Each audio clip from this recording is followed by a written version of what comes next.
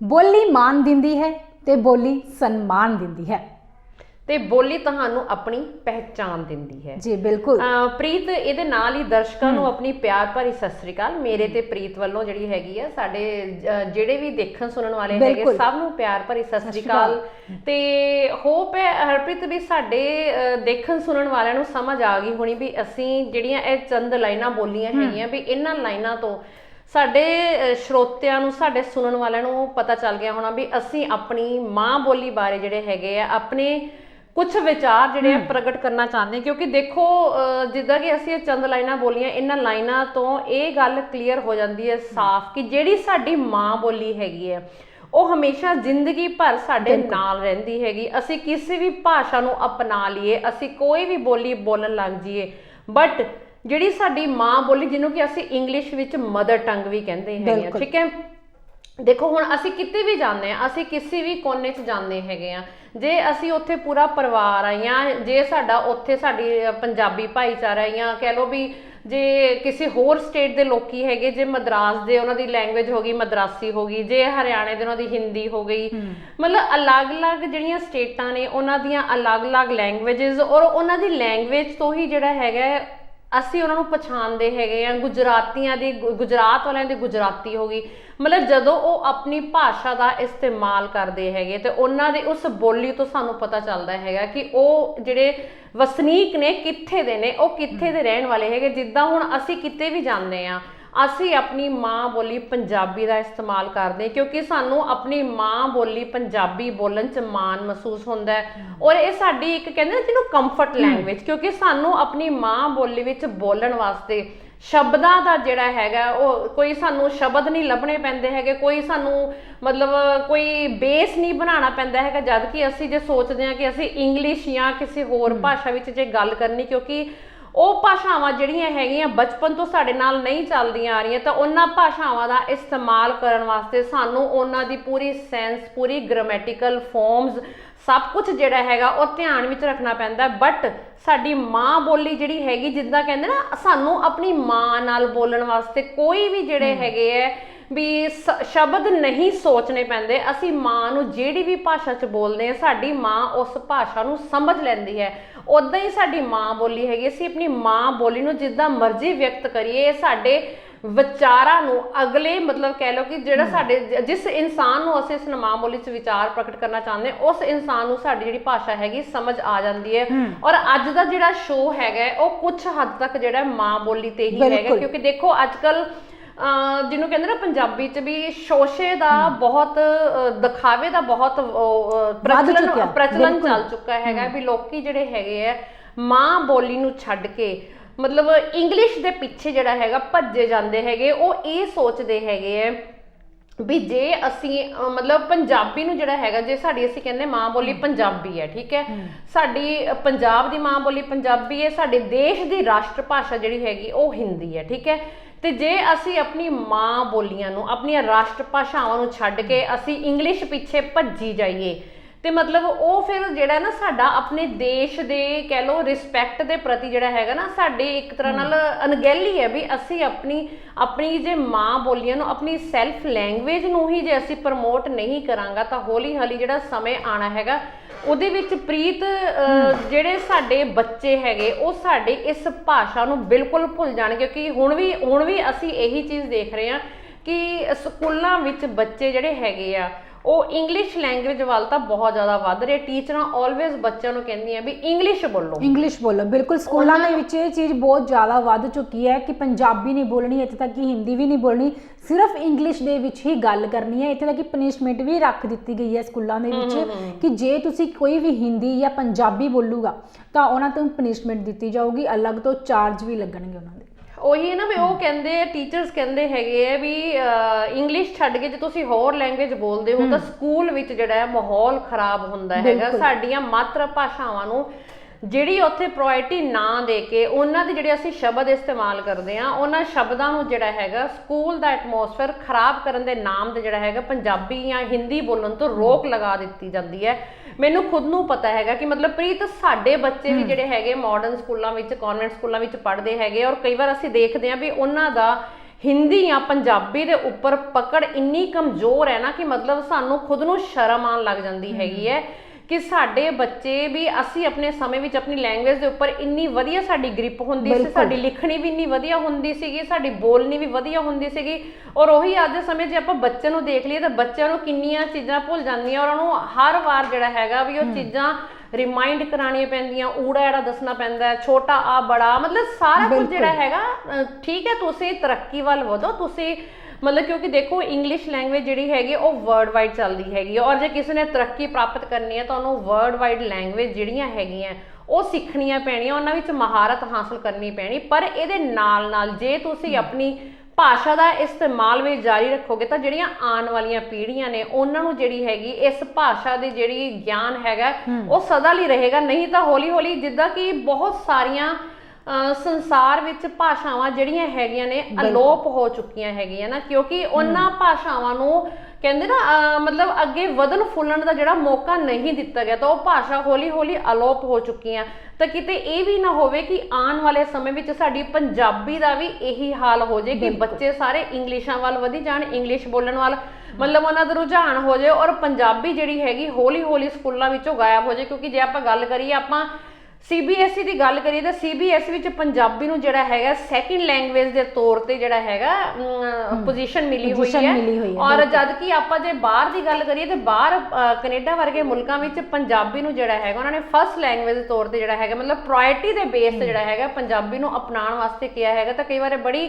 ਮੰਦਭਾਗਾ ਲੱਗਦਾ ਹੈਗਾ ਕਿ ਆਪਣੀ ਹੀ ਦੇਸ਼ ਵਿੱਚ ਆਪਣੀ ਹੀ ਲੈਂਗੁਏਜ, ਆਪਣੀ ਹੀ ਸ਼ਹਿਰਾਂ ਵਿੱਚ ਆਪਣੀ ਲੈਂਗੁਏਜ ਨੂੰ ਪ੍ਰਾਇੋਰਟੀ ਨਹੀਂ ਮਿਲਦੀ ਹੈਗੀ। ਔਰ ਕਾਫੀ ਇਹਦੇ ਵਿੱਚ ਤੁਹਾਨੂੰ ਪਤਾ ਪ੍ਰੀਤ ਕਾਫੀ ਰੌਲੇ ਪਏ ਸੀਗੇ ਕਿਉਂਕਿ ਪੰਜਾਬ ਦੇ ਸ਼ਹਿਰਾਂ ਵਿੱਚ ਜਿਹੜੇ ਬੋਰਡ ਸੀਗੇ ਉਹ ਇੰਗਲਿਸ਼ ਜਾਂ ਹਿੰਦੀ ਵਿੱਚ ਲੱਗੇ ਹੁੰਦੇ ਸੀਗੇ, ਔਰ ਉਸ ਸਮੇਂ ਦੇ ਦੌਰਾਨ ਸਾਡੇ ਪੰਜਾਬੀਆਂ ਨੇ ਬਹੁਤ ਇਸ ਚੀਜ਼ ਦਾ ਵਿਰੋਧ ਕੀਤਾ ਸੀਗਾ ਕਿ ਜਿਹੜੇ ਪੰਜਾਬ ਵਿੱਚ ਬੋਰਡ ਨੇ ਉਹ ਪੰਜਾਬੀ ਭਾਸ਼ਾ ਵਿੱਚ ਲੱਗੇ ਹੋਣੇ ਚਾਹੀਦੇ ਹੈਗੇ। ਤਾਂ ਹੀ ਫਿਰ ਉਸ ਤੋਂ ਬਾਅਦ ਜਿਹੜਾ ਹੈਗਾ ਸਰਕਾਰਾਂ ਨੇ ਕਾਫੀ ਥਾਵਾਂ ਤੇ ਜਿਹੜੀ ਹੈਗੀ ਇੰਪਰੂਵਮੈਂਟ ਕਰਕੇ ਜਿਹੜੇ ਵੀ ਬੋਰਡ ਸੀਗੇ, ਬੋਰਡ ਯਾਨੀ ਕਿ ਜਿਹੜੇ ਸ਼ਹਿਰਾਂ ਦੇ ਜਿਹੜੇ ਹੁੰਦੇ ਕਿਲੋਮੀਟਰਸ ਹੋ ਗਈਆਂ, ਸ਼ਹਿਰਾਂ ਦੇ ਜਿਹੜੀ ਨੇਮ ਪਲੇਟਸ ਹੋ ਗਈਆਂ, ਉਹਨਾਂ ਨੂੰ ਜਿਹੜਾ ਹੈਗਾ ਪੰਜਾਬੀ ਯਾਨੀ ਕਿ ਆਪਣੀ ਮਾਤਰ ਭਾਸ਼ਾ ਵਿੱਚ ਵੀ ਜਿਹੜਾ ਹੈਗਾ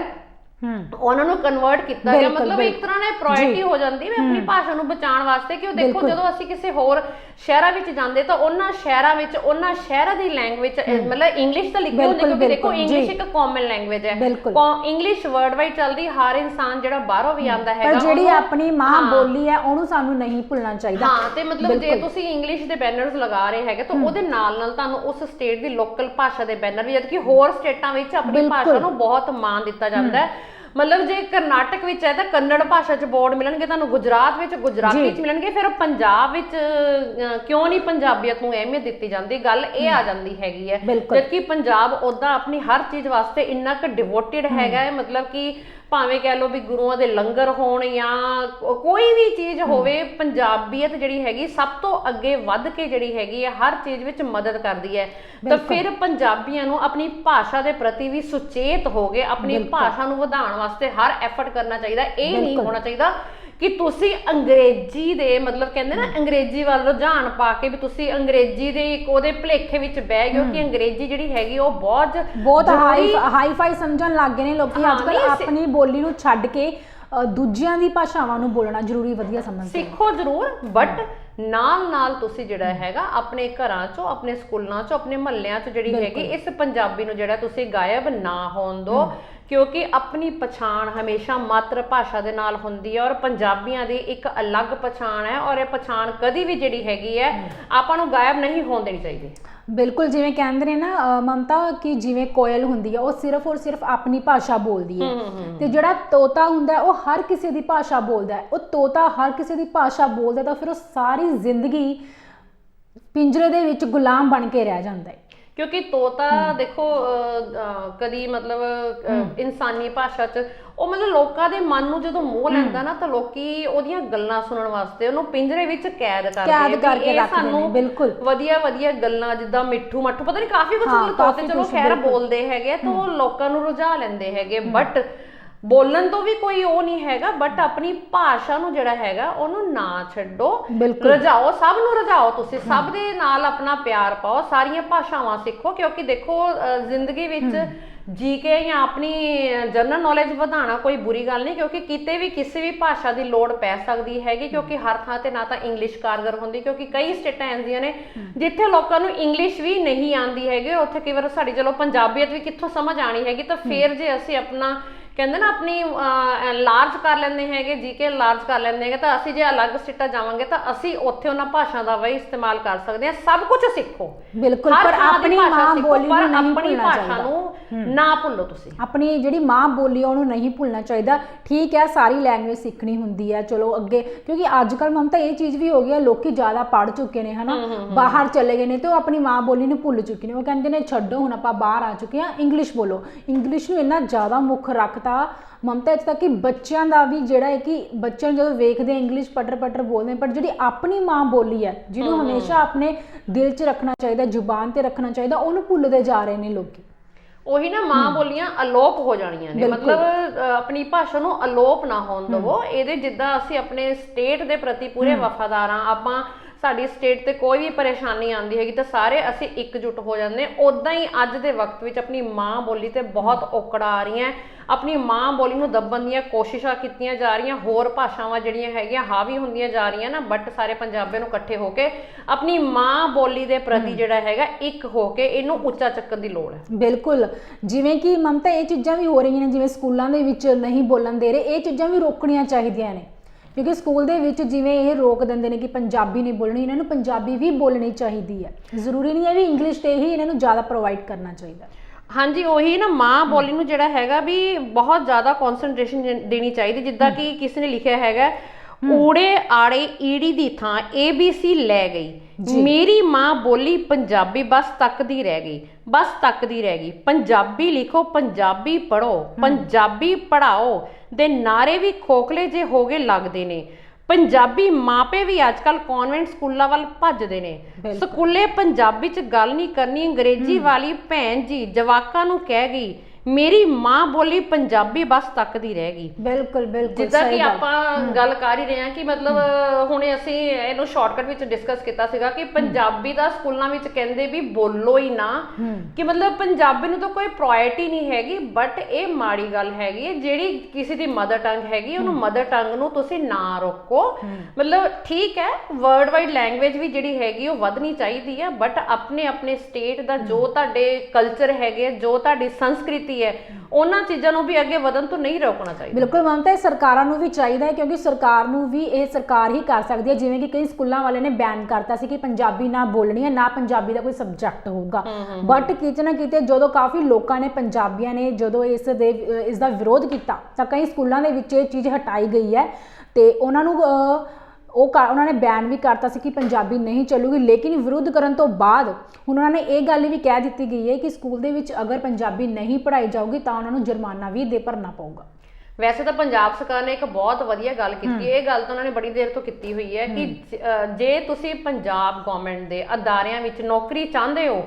ਤਾਂ ਤੁਹਾਡੀ ਜਿਹੜੀ ਹੈਗੀ 10th ਜਾਂ +2 ਜਿਹੜੀ ਹੈਗੀ ਪੰਜਾਬੀ ਦੇ ਨਾਲ ਕਲੀਅਰ ਹੋਣੀ ਕੰਪਲਸਨ ਹੈ। ਇਦਾਂ ਹੀ ਜੇ ਹਰਿਆਣੇ ਵਿੱਚ ਤੁਸੀਂ ਕੋਈ ਮਤਲਬ ਕਹਿ ਲਓ ਹਰਿਆਣਾ ਸਰਕਾਰ ਦੇ ਅਦਾਰਿਆਂ 'ਚ ਨੌਕਰੀ ਚਾਹੁੰਦੇ ਤਾਂ ਉੱਥੇ ਤੁਹਾਡੀ ਜਿਹੜੀ ਹੈਗੀ ਹੈ ਹਿੰਦੀ ਵਿੱਚ 10th +2 ਜਿਹੜੀ ਹੈਗੀ ਉਹ ਕਲੀਅਰ ਹੋਣੀ ਮਸਟ ਹੈ। ਇਹ ਚੀਜ਼ ਵਧੀਆ ਹੈਗੀ, ਇਹਦੇ ਕਰਕੇ ਕਈ ਵਾਰ ਬੱਚੇ ਜਿਹੜੇ ਹੈਗੇ ਆਪਣੀ ਭਾਸ਼ਾ ਦੇ ਨਾਲ ਜੁੜੇ ਰਹਿਣ ਦੀ ਕੋਸ਼ਿਸ਼ ਕਰਦੇ, ਕਿਉਂਕਿ ਜੇ ਆਉਣ ਵਾਲੇ ਸਮੇਂ ਵਿੱਚ ਬੱਚਿਆਂ ਨੇ ਆਪਣੇ ਕਹਿ ਲਓ ਆਪਣੀਆਂ ਸਰਕਾਰਾਂ ਦੇ ਅਦਾਰਿਆਂ ਵਿੱਚ ਨੌਕਰੀਆਂ ਪ੍ਰਾਪਤ ਕਰਨੀਆਂ ਤਾਂ ਉਹਨਾਂ ਨੂੰ ਆਪਣੀ ਭਾਸ਼ਾ ਦਾ ਭਰਪੂਰ ਗਿਆਨ ਹੋਣਾ ਬਹੁਤ ਜ਼ਰੂਰੀ ਹੈ। ਕਿਉਂਕਿ ਦਫ਼ਤਰਾਂ ਵਿੱਚ ਅੱਜ ਕੱਲ੍ਹ ਵੈਸੇ ਸਰਕਾਰ ਨੇ ਬਹੁਤ ਕੁਝ ਕਰਨ ਦੀ ਕੋਸ਼ਿਸ਼ ਕੀਤੀ ਹੈ, ਜਿਹੜੇ ਦਫ਼ਤਰੀ ਕੰਮ ਹੈਗੇ ਕਾਫੀ ਕੁਝ ਪੰਜਾਬੀਆਂ ਆਪਣੀ ਹਰਿਆਣੇ ਵਿੱਚ ਹਿੰਦੀ ਲੈਂਗੁਏਜ ਮਤਲਬ ਆਪਣੀਆਂ ਮਾਤਰ ਭਾਸ਼ਾਵਾਂ ਵਿੱਚ ਇੰਸਟਰਕਸ਼ਨਸ ਤਾਂ ਮਿਲੀਆਂ ਹੋਈਆਂ ਕੰਮ ਕਰਨ ਦੀਆਂ, ਪਰ ਜਿੱਦਾਂ ਕੁਝ ਫਾਈਲਾਂ ਵਰਲਡ ਵਾਈਡ ਜਾਣੀਆਂ ਹੁੰਦੀਆਂ ਉਹਨਾਂ ਵਿੱਚ ਤਾਂ ਚਲੋ ਮਜਬੂਰੀ ਹੈਗੀ ਵੀ ਬੇਬਸੀ ਹੈਗੀ ਵੀ ਇੰਗਲਿਸ਼ ਵਿੱਚ ਕੰਮ ਕਰਨਾ ਹੀ ਹੈਗਾ ਵਾ, ਬਟ ਅਦਰਵਾਈਜ਼ ਵੈਸੇ ਸਰਕਾਰਾਂ ਹੁਣ ਕਿਉਂਕਿ ਜਨਤਾ ਬਹੁਤ ਜਾਗਰੂਕ ਹੋ ਚੁੱਕੀ ਹੈ ਔਰ ਜਨਤਾ ਇਸ ਚੀਜ਼ ਦੇ ਬਾਰੇ 'ਚ ਕਾਫੀ ਕੁਝ ਮਤਲਬ ਸਵਾਲ ਖੜੇ ਕਰਦੀ ਹੈ, ਤਾਂ ਸਰਕਾਰਾਂ ਨੇ ਕਾਫੀ ਥਾਵਾਂ ਤੇ ਜਿਹੜੀ ਹੈਗੀ ਹੈ ਪੰਜਾਬੀ ਨੂੰ ਬਹੁਤ ਜ਼ਿਆਦਾ ਕੰਪਲਸ਼ਨ ਕਰਨ ਵਿੱਚ ਜ਼ੋਰ ਚੱਲ ਰਿਹਾ। ਬਿਲਕੁਲ, ਜਿਵੇਂ ਕਿ ਮਮਤਾ ਆਪਾਂ ਨੂੰ ਪਤਾ ਹੀ ਹੈ ਕਿ ਕੱਲ ਇਲੈਕਸ਼ਨ ਹੋ ਚੁੱਕੇ ਨੇ, ਚੋਣਾਂ ਪੈ ਚੁੱਕੀਆਂ ਨੇ ਤੇ ਇਹਦਾ ਰਿਜ਼ਲਟ ਆਣਾ ਹੁਣ 10 ਮਾਰਚ ਨੂੰ। ਉਹ ਰਿਜ਼ਲਟ ਦੇ ਵਿੱਚ ਕੀ ਹੁੰਦਾ, ਕਿਹੜੀ ਪਾਰਟੀ ਜਿੱਤਦੀ ਹੈ, ਹੁਣ ਇਹ ਆਉਣ ਵਾਲਾ ਸਮਾਂ ਹੀ ਦੱਸੂਗਾ। ਦੇਖੋ ਰਿਜ਼ਲਟ ਜਿਹੜਾ ਇਹਨਾਂ ਨੇ 10 ਮਾਰਚ ਤੱਕ ਪਾਇਆ ਹੈਗਾ, ਇੰਨਾ ਲੰਬਾ ਵੈਸੇ ਪਾਉਣ ਦੀ ਲੋੜ ਹੈ ਨਹੀਂ ਸੀ ਕਿਉਂਕਿ EVM ਮਸ਼ੀਨਾਂ ਨੇ ਜੀ, EVM ਮਸ਼ੀਨਾਂ ਦੀ ਆਪਾਂ ਕਾਊਂਟਿੰਗ ਜਿਹੜੀ ਹੈਗੀ ਕਰੀਏ, ਪਰ ਸ਼ਾਇਦ ਇਹਦੇ ਵਿੱਚ ਇੱਕ ਇਹਨਾਂ ਨੇ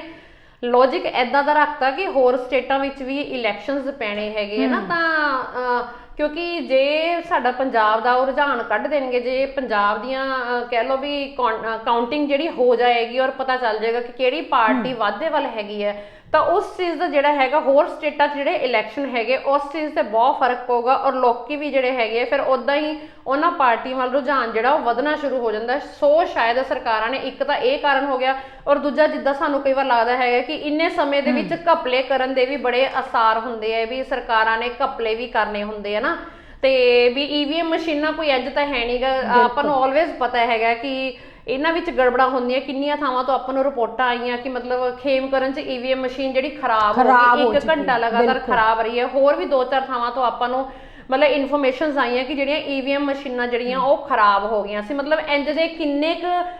ਥਾਵਾਂ ਤੇ ਪ੍ਰੋਬਲਮਸ ਆਈਆਂ ਹੋਣਗੀਆਂ, ਕਈ ਥਾਵਾਂ ਤੇ ਮਾਰ ਕੁਟਾਈ ਔਰ ਮਤਲਬ ਇੱਕ ਦੂਜੇ ਦੀਆਂ ਪੱਗਾਂ ਤੱਕ ਲਾਹਣ ਦੇ ਜਿਹੜੇ ਹੈਗੇ ਸਿਲਸਿਲੇ ਇਲੈਕਸ਼ਨ ਦੇ ਦੌਰ ਵਿੱਚ ਆਪਾਂ ਕੋਲ ਖਬਰਾਂ ਦੇ ਰੂਪ ਵਿੱਚ ਆਏ ਹੈਗੇ। ਔਰ ਪ੍ਰੀਤ ਆਪਾਂ ਕੋਲ ਇਹ ਵੀ ਖਬਰ ਆਈ ਸੀਗੀ ਕਿ ਇੱਕ ਕੋਈ ਵਿਚਾਰੇ 80 ਸਾਲਾ ਬਜ਼ੁਰਗ ਜਿਹੜੇ ਹੈਗੇ ਆ ਉਹ ਵੋਟ ਪਾਣਗੇ ਤੇ ਉੱਥੇ ਹੀ ਉਹਨਾਂ ਦਾ ਜਿਹੜਾ ਹੈਗਾ ਦੇਹਾਂਤ ਹੋ ਗਿਆ। ਮਤਲਬ ਇਲੈਕਸ਼ਨਸ ਦੇ ਦੌਰ ਵਿੱਚ ਕਿੰਨਾ ਕਿ ਮਤਲਬ ਅਪ ਡਾਊਨ ਆਉਂਦੇ ਹੈਗੇ, ਕਿੰਨੀ ਐਕਸਾਈਟਮੈਂਟ ਹੁੰਦੀ, ਉਸ ਐਕਸਾਈਟਮੈਂਟ ਦੇ ਦੌਰ ਵਿੱਚ ਕਈਆਂ ਨੂੰ ਕੁਝ ਹੋ ਜਾਂਦਾ ਹੈ, ਕਈ ਸਟ੍ਰੈਸ ਵਿੱਚ ਆ ਕੇ, ਜਿੱਦਾਂ ਹੁਣ ਮੈਂ ਕਹਿ ਰਹੀ ਵੀ ਲੜਾਈ ਦਾ ਮਾਹੌਲ ਬਣ ਗਿਆ। ਪਰ ਇਹ ਚੀਜ਼ਾਂ ਮਾੜੀਆਂ ਨੇ। ਇਲੈਕਸ਼ਨ ਜਿਹੜਾ ਹੈਗਾ ਉਹ ਦੇਖੋ ਸਾਡਾ ਸਭ ਦਾ ਇੱਕ ਸੰਵਿਧਾਨਿਕ ਅਧਿਕਾਰ ਹੈ, ਠੀਕ ਹੈ, ਸਭ ਨੂੰ ਵੋਟਾਂ ਪਾਉਣ ਦਾ, ਜੀਣ ਦਾ ਹੱਕ ਹੈਗਾ, ਸਭ ਨੂੰ ਆਪਣੇ ਮਨਪਸੰਦ ਦੇ ਜਿਹੜੇ ਹੈਗੇ ਪੋਲੀਟੀਸ਼ੀਅਨਸ ਚੂਜ਼ ਕਰਨ ਦਾ ਅਧਿਕਾਰ ਹੈ। ਜੇ ਪਾਰਟੀਆਂ ਉਹਨਾਂ ਅਧਿਕਾਰਾਂ ਤੇ ਵੀ ਆਪਣਾ ਕਬਜ਼ਾ ਕਰਨ ਲੱਗ ਪਈਆਂ, ਮਾਰ ਪਟਾਈਆਂ ਹੋਣ ਲੱਗ ਪਈਆਂ, ਲੋਕਾਂ ਨੂੰ ਜ਼ਬਰਦਸਤੀ ਜਿਹੜਾ ਹੈਗਾ ਪੈਸੇ ਵੰਡ ਕੇ ਲੋਕਾਂ ਨੂੰ ਫੋਨ ਕਰ ਕਰਕੇ ਮਜਬੂਰ ਕੀਤਾ ਜਾਂਦਾ ਹੈਗਾ ਕਿ ਤੁਸੀਂ ਫਲਾਣੀ ਪਾਰਟੀ ਨੂੰ ਵੋਟ ਪਾਣਾ, ਤੁਸੀਂ ਢਮਕਾਣੀ ਨੂੰ ਪਾਣਾ ਹੈਗਾ। ਔਰ ਮੈਨੂੰ ਵੀ ਯਾਦ ਹੈ, ਮੈਂ ਜਦੋਂ ਕੱਲ ਵੋਟ ਪਾਣ ਗਈ ਨਾ, ਤਾਂ ਮੈਂ ਹੁਣ ਉਸ ਪਾਰਟੀ ਦਾ ਮੈਂਸ਼ਨ ਨਹੀਂ ਕਰਾਂਗੀ ਮੈਂ, ਕਿਉਂਕਿ ਮੇਰੇ ਕੋਲ ਸਲਿੱਪ ਨਹੀਂ ਸੀਗੀ, ਮੈਂ ਸਲਿੱਪ ਲੈਣ ਕਿਸੇ ਇੱਕ ਪਾਰਟਿਕੂਲਰ ਪਾਰਟੀ ਕੋਲ ਖੜੋ ਗਈ, ਤਾਂ ਉਹ ਬਾਰ-ਬਾਰ ਮਤਲਬ ਜਿਹੜਾ ਵੀ ਕੋਈ ਬੰਦਾ ਆਵੇ ਉਹਨੂੰ ਕਹਿਣ ਸਾਡਾ ਆਹ ਨਿਸ਼ਾਨ ਹੈ, 99 ਨੰਬਰ ਤੇ ਇਹਦੇ ਤੇ ਉਂਗਲ ਤੁਸੀਂ ਲਾਣੀ ਹੈਗੀ। ਮਤਲਬ ਉਹ ਕਹਿੰਦੇ ਨਾ ਵੀ ਜਾਂਦੇ ਵੀ ਜਿਹੜਾ ਹੈਗਾ ਵੀ ਲੋਕਾਂ ਤੇ ਤੁੱਕਾ ਲਾਇਆ ਜਾ ਰਿਹਾ ਹੈਗਾ ਕਿ ਲੋਕੀ ਸਮਝ ਜਾਣ ਵੀ ਹਾਂ ਵੀ ਕਿੱਥੇ ਵੋਟ ਪਾਣੀ ਹੈਗੀ। ਮਤਲਬ ਮਾਈਂਡ ਵਾਸ਼ ਕਰਨ ਦਾ ਜਿਹੜਾ ਕਹਿੰਦੇ ਨਾ ਗੇਮ ਜਿਹੜੀ ਹੈਗੀ ਹੈ ਉਹ ਕੱਲ ਸ਼ਾਮ ਨੂੰ 6 ਵਜੇ ਤੱਕ ਲੋਕਾਂ ਦੇ ਉੱਪਰ ਚੱਲਦੀ ਹੀ ਰਹੀ ਹੈ। ਔਰ ਇਹਦੇ ਨਾਲ ਪ੍ਰੀਤ